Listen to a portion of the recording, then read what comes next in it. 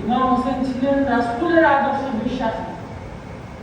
তিনি কিভাবে লম্পট দুরাচারী ইয়েজিদের হাতে বায়াত দিবেন? এই একটা নষ্ট বীজ কখনো কি ইমাম হোসেনের সমকক্ষ হইতে পারে না। ইমাম হোসেন কিভাবে তার থেকে বায়াত নিতে? তাহলে ইসলাম পরিদূষিত হয়ে যায়। इस्लाम जिनका होता है हर कारवाला की बात।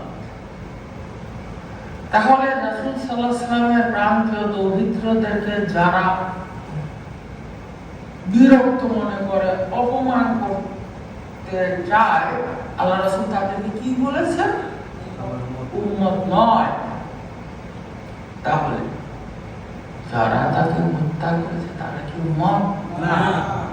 তারা উম্মত হতে পারে। আল্লাহ রাসূল বলছেন যে আমার এই নাতিদরের ভালোবাসায় একটা মাছির ডানার পরিমাণ চোখের পানি ধরাবে, আমি তার জন্য সাফায়াত করাবো। আছে আমরা কি পারবো না বাপ মাতাকে ভালোবাসতে? أعوذ بالله من الشيطان الرجيم بسم الله الرحمن الرحيم نحمده ونصلي على رسوله الكريم أما بعد সর্বপ্রথম আমার মহান মুর্শিদ যুগশ্রেষ্ঠ মহামানব সুফি সম্রাট হযরত শাহ দেওয়ানবাগী মাদ্দাজিলুল আলী হুজুর কেবলা জানেন এবং কুতুবুল আফতাব দুররে মাকনুন খাতুনে জান্নাত দয়াল দরদি পীর আম্মা জানের পরশময় কদম মোবারকে শত কোটি সালাম ও কদমবুসি জানিয়ে আমি আমার আলোচনা শুরু করছি। উপস্থিত বাবে জান্নাত দেওয়ানবাগ শরীফে আগত সকল আশিক রাসূল ভাই বোনেরা, আপনারা আমার সালাম গ্রহণ করুন। আসসালামু আলাইকুম ওয়া রাহমাতুল্লাহি ওয়া বারাকাতুহু।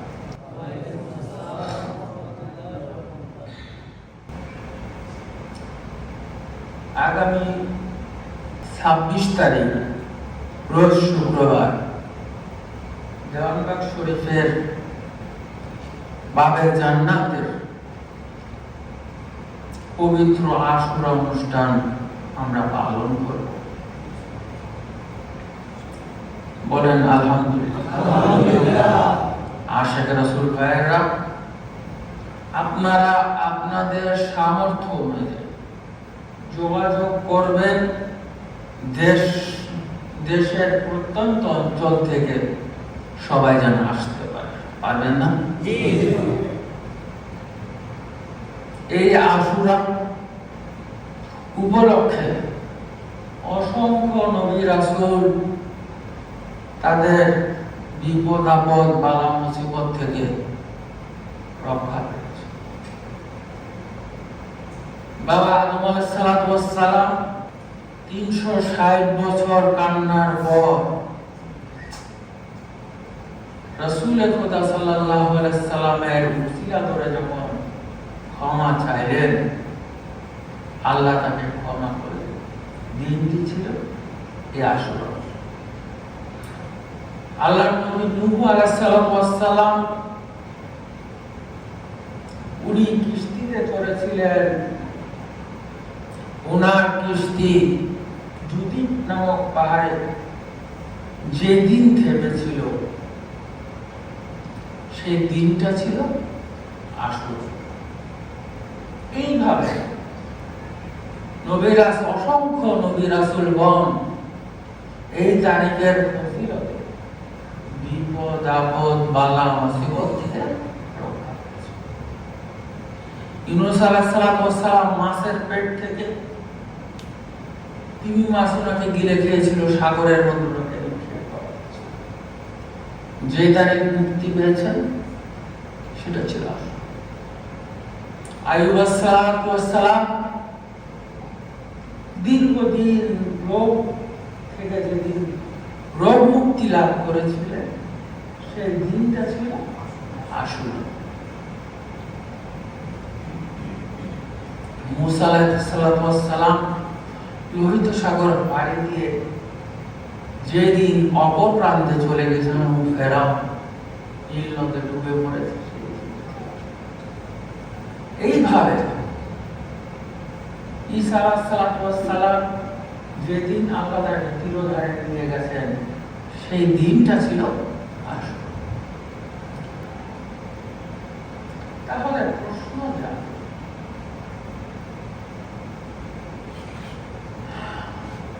প্রশ্ন জাগে এই তারিখে রাসূল সাল্লাল্লাহু আলাইহি ওয়াসাল্লামের প্রাণপ্রিয় দৌহিত্র ইমাম হোসেন ৭২ জন সঙ্গী সাথী পরিবার বর্গ নারী শিশু সহকারে ৭২ জন নিয়ে এজিদের ২২,০০০ সৈন্যের বিরুদ্ধে এক অসম লিপ্ত হয়ে সবাই প্রাণ করে। পুরুষদের মধ্যে একমাত্র জয়নাল আবেদিন ছোট ছিলেন, উনি বেঁচে ছিলেন, আর কেউ ছিলেন। নারীরা যুদ্ধে যান নাই, তারা প্রাণে রক্ষা পেয়েছে। কেন কেন এই ঘটনা আপনাদেরকে জানতে ইচ্ছা করে? আমি গত সপ্তাহে বিষয়টা নিয়ে আলোচনা করেছি। আপনারা দেখেন আল্লাহ নবী ইব্রাহিম আলাইহিস সালাম আদিষ্ট হয়েছিলেন প্রাণপ্রিয় পুত্রকে কোরবানি করার, কিন্তু উনি প্রথমে বুঝতে পারেননি ১০০ উট, ১০০ দুম্বা, ১০০ গরু এভাবে কোরবানি করে সেগুলো কবুল হয়নি। রাসূল সাল্লাল্লাহু আলাইহি ওয়াসাল্লামের ছেলে কেউ জীবিত ছিল না। কাসেম, তৈয়ব, তাহের, ইব্রাহিম ৪ ছেলে, তারা শৈশবেই মারা গেছে। রাসূলের কন্যাগণ হলেন রুকাইয়া, কুলসুম, জয়নাব। তারাও রাসূলের একমাত্র ফাতেমা ছাড়া সবাই রাসূলের জীবন শেষ মারা গেছে। তাহলে রাসূলের আপনজন বলতে কারা ছিলেন? এই ফাতেমা, তার স্বামী মাওলা আলী এবং 2 নাতি, ঠিক কি না? রাসূল সাল্লাল্লাহু আলাইহি ওয়াসাল্লাম একদিন নাতিদেরকে নিয়ে নামাজে যান, ঈদের নামাজ। এর আগে একটা ঘটনা বলে নিই, না হলে আপনারা ক্লিয়ার হবেন না। একদিন রাসূল সাল্লাল্লাহু আলাইহি ওয়াসাল্লাম মসজিদে নববীতে ইমামতি করতেছেন। ইমাম হাসান এবং ইমাম হোসেন ওনারা অনেক ছোট। ওনারা রাসূল সাল্লাল্লাহু আলাইহি ওয়াসাল্লামের পিঠে ঘোড়া বানিয়ে বসে খেলা করতেছিলেন। রাসূল সাল্লাল্লাহু আলাইহি ওয়াসাল্লাম ততক্ষণ অপেক্ষা করেছেন যতক্ষণ না তারা খেলা শেষ করে নিজে থেকে নেমে না যায়। এবং এই ঘটনায় যারা অসন্তুষ্ট হয়েছে বলেছেন কি তাহলে রাসূল সাল্লাল্লাহু আলাইহি ওয়াসাল্লামের প্রাণপ্রিয় দৌহিত্রদেরকে যারা বিরক্ত মনে করে, অপমান করতে চায়, আল্লাহ রাসূল তাদেরকে কি বলেছেন? উম্মত নয়। তাহলে যারা তাকে হত্যা করেছে তারা কি উম্মত? না, তারা উম্মত হতে পারে। রাসূল সাল্লাল্লাহু আলাইহি ওয়াসাল্লাম কোন এক ঈদে নামাজ আদায় করতে যাবেন। জিবরাইল মারফত বেহেশত থেকে জামা আনলেন। ইমাম হাসানের জন্য সবুজ জামা, ইমাম হোসেনের জন্য কালো জামা। ইমাম হোসেন বললেন, আমি কালো জামা নেব, আমাকে লাল জামা এনে দিতে হবে। ইমাম হোসেন জন্য লাল জামা, সাথে সাথে একটা ফরমান। আল্লাহ রাসূলকে জিজ্ঞাসা করলেন, আপনি আপনার উম্মতদের মুক্তি চান নাকি আপনার এই প্রাণকে দুর্বৃত্তদেরকে চান? রাসূল চাইছে উম্মতের মুক্তি।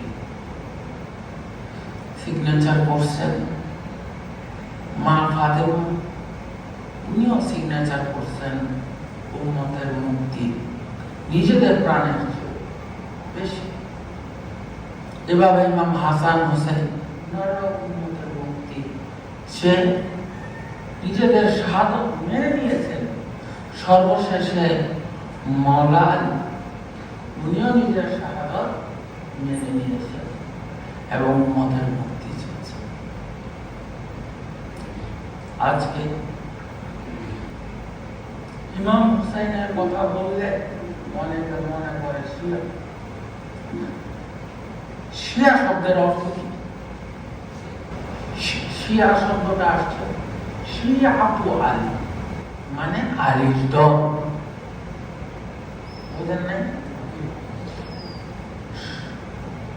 শিয়াতু আলী থেকে আসছে, মানে আলীর দল। এখন আপনারা বিএনপি করেন, আওয়ামী লীগ করেন, দল করেন না? দল তো করেন। ওরকম ভাবে যারা আলীকে ভালোবাসছে, আলী দল করছে, এতে কি তারা কাফের হয়ে গেছে? না। কারণ আবু বকর রাদিয়াল্লাহু আনহু, ওমর রাদিয়াল্লাহু আনহু, ওসমান তাদেরও তো ভিন্ন ভিন্ন দল ছিল, ছিল কি না?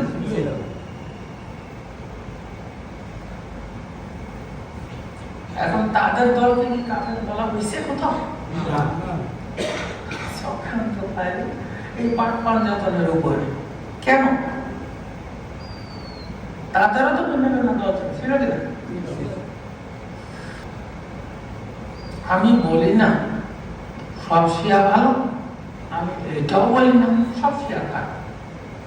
কারণ শিয়াদের মধ্যে যারা বিশ্বাস করে এইটা যে জিবরাইল ভুল করে নবী মুহাম্মদের কাছে আসছে, তারা অবশ্যই মুসলমান নয়।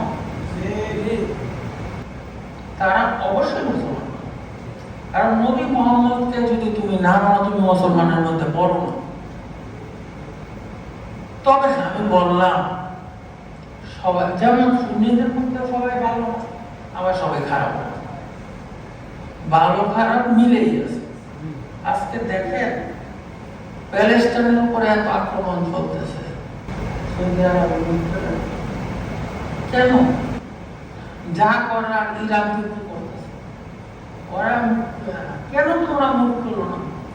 তোমরা যদি মুসলমান মুসলমান ভাই ভাই হয়ে যাও, ইসরায়েলের ক্ষমতা আছে না? কোনো ক্ষমতা নেই।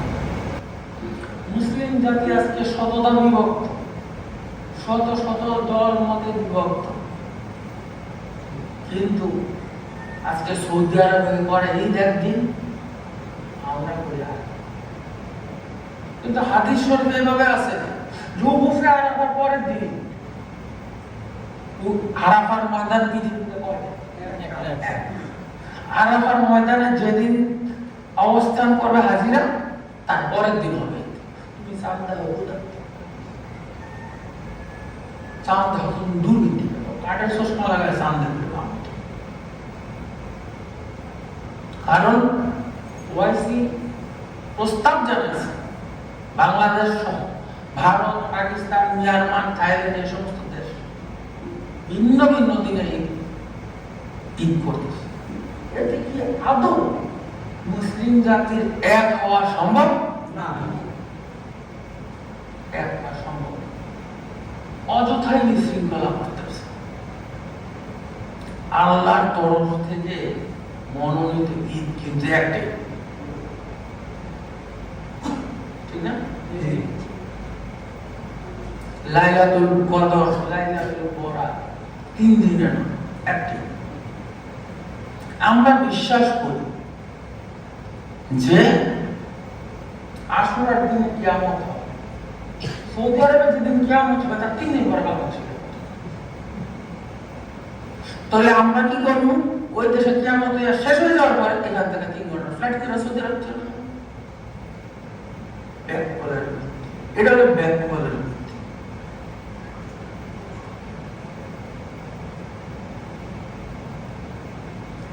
যে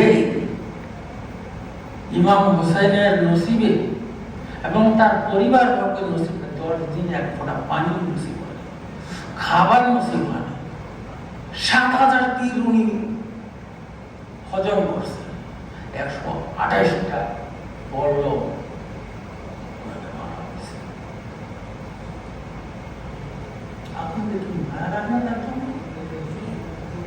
আল্লাহ রাসূল বলছেন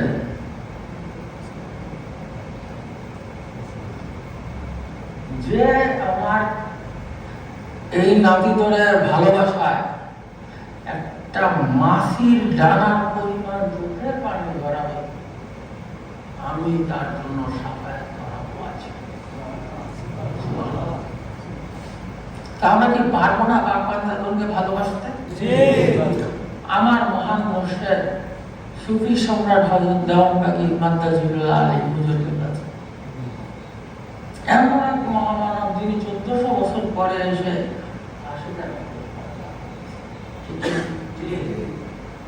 আশিক রাসূল হন। আপনি ভালোবাসবেন দেওবন্দিকে, আপনি হবেন আশিক রাসূল। দেওবন্দির শিক্ষা গ্রহণ করে মিলাদ ও মুরাকাবা এতে রাসূল আমরা কোনো ভুল করি না। তাহলে দেওবন্দির শিক্ষা অনুসরণ করলে রাসূলকে দেখা সম্ভব।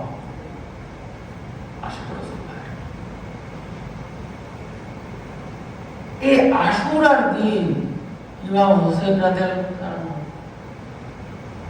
যুদ্ধ করতে করতে করতে করতে একেবারে পড়াতে পারে চলে গেছেন, হাতের পানি পান করবে। ওনার সব স্মৃতিগুলা মনে মনে পানির জন্য আমার পরিবারের সদস্যগণ পানি পান। আপনারা আমার কথা যদি বিশ্বাস না হয় তারা দেখতে পারে ফোরাত নদী কিন্তু শুকায় গেছে। 2020 সালে যে পরিমাণ পানি ছিল, ফোরাত নদীর বর্তমান পানির 30 ফুট নেমে গেছে এবং শুকায় যাবে এটাও পানি, এবং শুকায় যে যাবে আমাদের কেন শুকায় যাবে? ইমাম হোসেন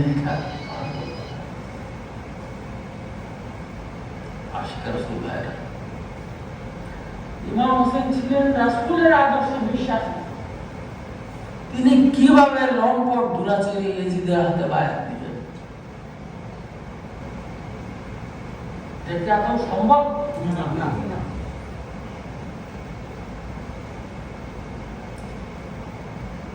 ইমাম হোসেনের পিতার নাম মাতার নাম নানার নাম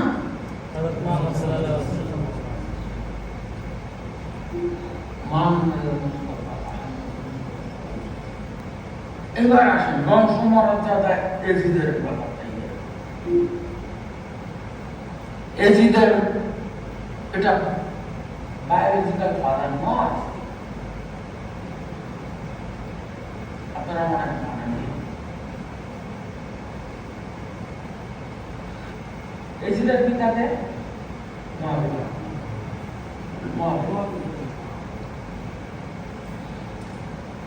মুয়াবিয়ার বাপকে, এটা অরিজিনাল বাপ না, ঠিক আছে। মাকে হেলদা। এই হেলদা আব্বাস রাদিয়াল্লাহুর কলিজা কাঁচা চাপায়া গেছে। ওনার চোখ উঠে গেছে, ওনার কান কেটে গেছে। আল্লাহ রাসূল যখন শুনলেন উহুদের যুদ্ধে ওনার চাচা শহীদ হয়েছে, উনি অনেক বড় বীর পুরুষ ছিলেন। আমির হামজা 1 তারিখে আরব দিন, এখন যেমন মরবি রাসূলের জমানায় এতটা মরবি ছিল যখন ছিল, এবং ফের যেমন আবার গাছপালা সবুজ হবে, এটা নিদর্শন হাদিসে আছে, বর্তমানে দেখা যাচ্ছে। আমির হামজা তিনি জঙ্গলে গেলেন হরিণ শিকার, উনি বাঘ সিংহ শিকার করতেন এবং এটার জন্য প্রস্তুতি ছিল। তো তীর যখন হয়েছে, হরিণের জবান খুলে হরিণ বলতেছে, হে আমির হামজা, তুমি তোমার এই তীর আমার দিকে নিক্ষেপ না করে রাসূলের শত্রুর দিকে নিক্ষেপ।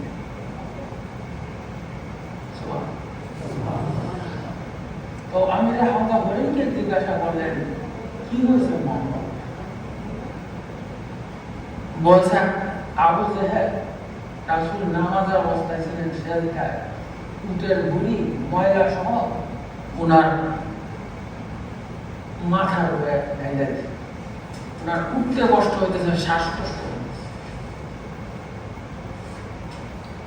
ওনার শ্বাসকষ্ট হইতেছে। তাড়াতাড়ি যাও, ওনার প্রাণ রক্ষা। উনি আবার সাথে সাথে ঘোড়া ছুটাইয়া গেলেন। দেখেন যে সত্যি সত্যি কাবা প্রান্তরে রাসূল নামাজ ছিলেন, ওনার মাথার উপরে উটের ভুঁড়ি রাখা, ওনার উঠতে পারতেছেন না, উটের ভুঁড়ির ওজনে শ্বাসকষ্ট হচ্ছে। তখন উনি ধৈর্য রাসূলকে মাথা মোড়াতে উটের ভুঁড়ি উঠাইছেন এবং ধৈর্য উঠাইয়া পরিষ্কার। তারপরে দেখে আবু জেহেল খুব প্রাউড ফিল করে বলতেছে, আজকে মুহাম্মদের নতুন ধর্ম প্রচারের শখ মিটাই দিছে, এতক্ষণে হয়তো পড়ে গেছে। তখন এই আমির হামজা লাঠি নিয়ে তাকে পিটাইতেছিল। তখন বলছে আবু জেহেল, হামজা তুমি তো আমার ভাই, আর মোহাম্মদকে তো অন্য কোনো কারণে মারে নাই, সে যে আমার বাপ দাদার ধর্ম নষ্ট করে ফেলছে, এই জন্য।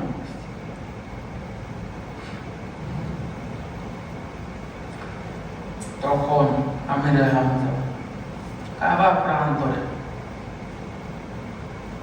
প্রকাশ্য সবার সামনে বলছে, মুহাম্মদের ইসলাম প্রচার যদি অন্যায় হয়ে যায়, তো কাফের দল সাক্ষী যাবে, আমি এখন এই মুহূর্তে মুহাম্মদের ধর্ম গ্রহণ করলাম বলে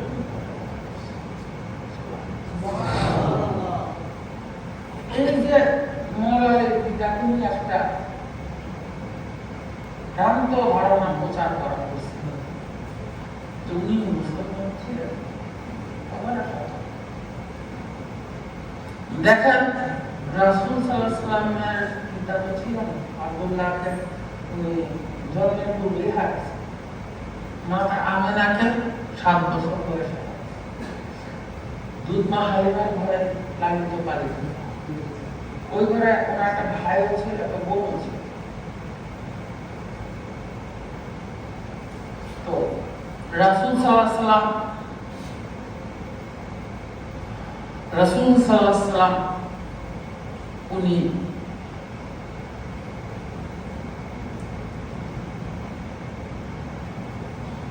ওইভাবে পিতা মাতার আদর পান। দাদা আব্দুল মুত্তালিব পালছেন, আর তারপরে পাচ্ছে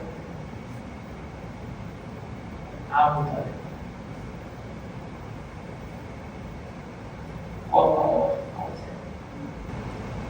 আবু তালেব এবং তার সন্তানরা রাসূলকে প্রাণাধিক ভালোবাসে। জাফর ইবনে আবু তালেবের শাহাদত দেখলে বোঝা যায় কতটা ভালোবাসছেন রাসূলকে।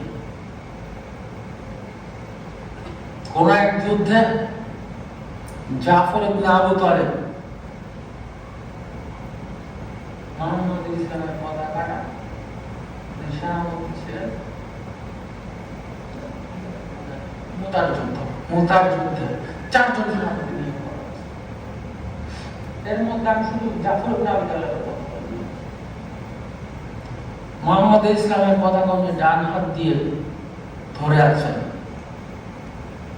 ওনার ডান হাতটা কেটে গেল। তারপরে বাম হাত দিয়ে ধরে আছেন, ওনার বাম হাতও কেটে ফেলা হয়েছে। তারপরে দাঁতে কামড় দিয়ে ধরে আছেন, ওনার গলা কেটে ফেলা হয়েছে। তারপর অন্য কেউ এসে কথা। তাহলে বলে দুইরকম ভালো রাসূলের আসতে, আপনি আমি কি সেরকম পর্যায়ে যাইতে পারছি না। আজ একটা সমালোচনা করে না। আবু তালেব মৃত্যু সজ্জায় যখন ছিলেন চোখ দিয়ে পানি পড়তেছে।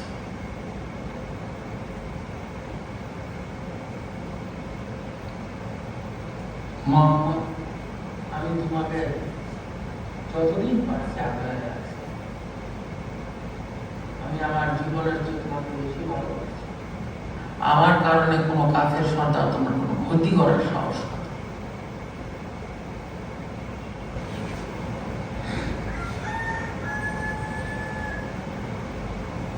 বলো আমি তোমার।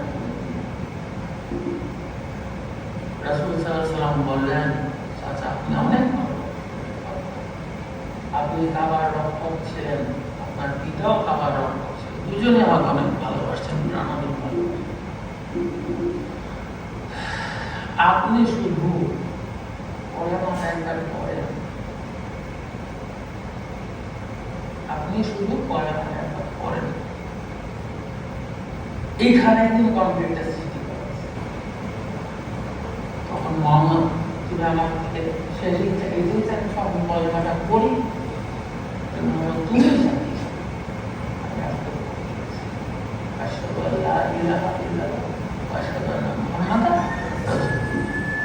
সঠিক হাদিসটা ছিল এই, কিন্তু এটাকে চেঞ্জ করা হয়েছে। তখন নাকি আবু জাহেল আসছে, মুহাম্মদ আবু জাহেল বাগদাদের ধর্ম ছেড়ে দিচ্ছ, কেন করবে না তুমি আবু জাহেলের কথায় পরিচিত হবে? কেন?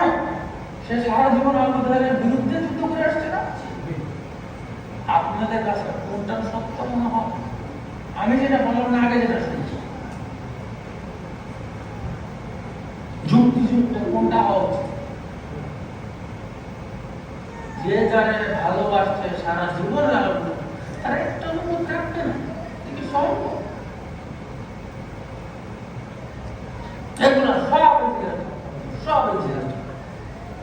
এই সমস্ত হাদিস, এই সমস্ত হাদিসের মধ্যে হাদিসের মধু মানে উদ্দেশ্য প্রণোদিত হাদিস। এজিদের ইমাম হোসেনকে শাহাদাত বরণ করার পর এজিদ বাহিনী যা করছে এগুলো আপনারা জানেন। ইমাম হোসেনকে শাহাদাত বরণ করার পর এজিদ ওনার দেহটা 9 মাইল ছেঁচড়েছে, 9 মাইল ঘোরার ছেঁচড়েছে। তারপর ওনার মাথা মোবারক বর্ষার আগানে সারা কুফা নগর, ওনার মাথা মোবারকের উপর মদ দেখা গেছে। তখন জয়নাব রাদিয়াল্লাহু বলছে, এজিদ তুমি আল্লাহকে ভয় করো। ইমাম হোসেন ছিলেন সত্যের প্রতি, রাসূলের ভালোবাসা, তুমি তার মাথার উপর মদ ঢেলে খাইতে পারো না। ওনাকে তো হত্যা করছে। মদ একটা নাপাক জিনিস, ওনার মাথা মদ দিয়ে নাপাক করতে পারো না, এই অধিকার মানতে দেয়। তখন ইরাকের কারবালার মধ্যে সমাধিস্থ করা হয়েছে। আর জয়নাল আবেদীন নেতৃত্বে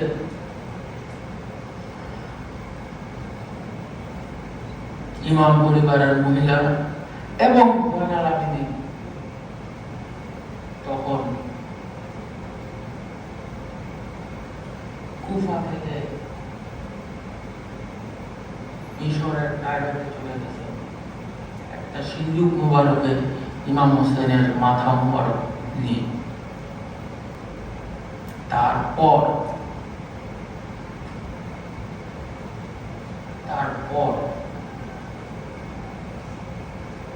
তারা আক্রমণ করছে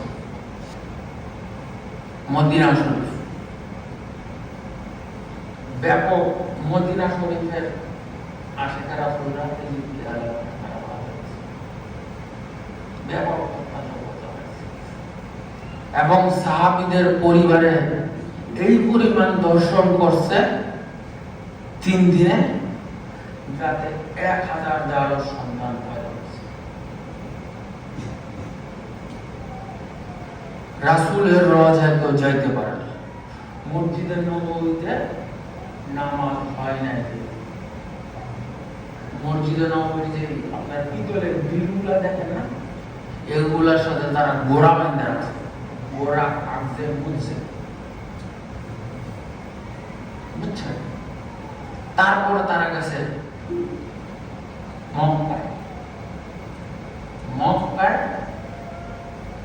কাবা ঘর ধ্বংসের উদ্দেশ্যে। মক্কায় যারা আশিকা রাসূল যারা ছিল তারা হেরেম শরীফের মধ্যে অবস্থান নিয়েছে। হেরেম শরীফের মধ্যে খুন খারাপি করা নিষেধ। তো এবং তারা অস্ত্র নিয়ে হেরেম শরীফের রক্ষায়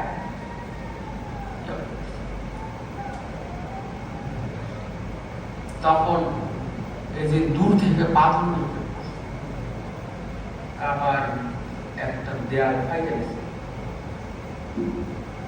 এরপরে খবর আসছে এই যে ডায়রিয়া বা কলেরায় মারা গেছে। এই যে মুয়াবিয়ার মা হেন্দা পতিতালয় চালাইত, 7 মাসের গর্ভ অবস্থায় সে আবু সুফিয়ানের বিবাহ। এই একটা নষ্ট বীজ কখনো কি ইমাম হোসেনের সমকক্ষ হইতে পারে না। ইমাম হোসেন কিভাবে তার থেকে বাইরে করতে? তাহলে ইসলাম কলুষিত হয়ে যায়। इस्लाम जिनका होता है हर कारवाला की बात आशिक रसूल।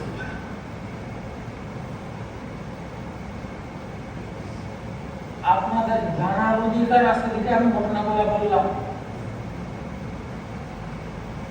এত কষ্ট, এত ক্লেশ পরিবার সহ্য করছে, ওনাদের তো হত্যা করার কথা ছিল।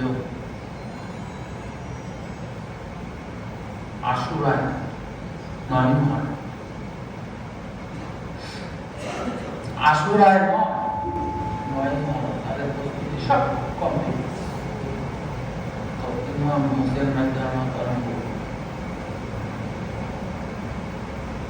ওদের তো বললেন আমার যে ছোট বাচ্চা তার বয়স 6 মাস হতে 1 দিন, আমরা তো নিজেদের জান কুরবানি করতেছি, আমরা সুন্দর একটা দিন চাই।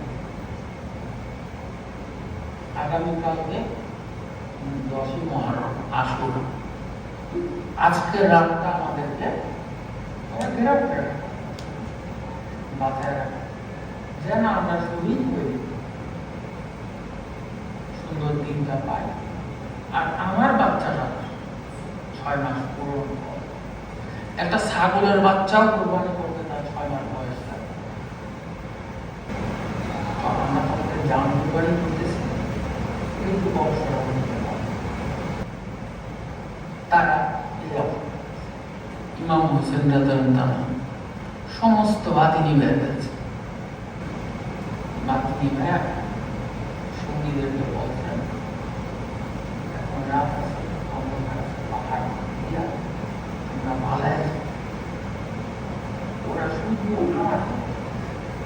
তোমরা চার চার জীবন বাঁচায় চলে গেল। জীবন বিশ্বাস করেন 1 ঘন্টা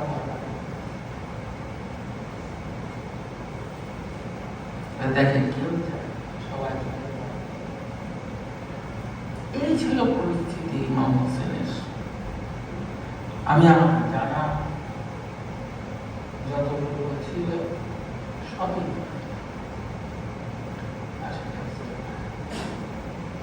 তাই আগামী 26 তারিখ এই কথাগুলি যেন আমি মানুষকে আরো বোঝাই, আপনাদের উপর আমি দায়িত্ব দিচ্ছি। লোকদেরকে দাওয়াত করে নিয়ে আপনি পারবেন না? পারবেন, আপনারাই পারবেন। রাসূল ইমাম হোসেনের শাহাদাতের পর সাহাবায়ে কেরাম বিভিন্ন দেশে ছড়ায় পড়ছে।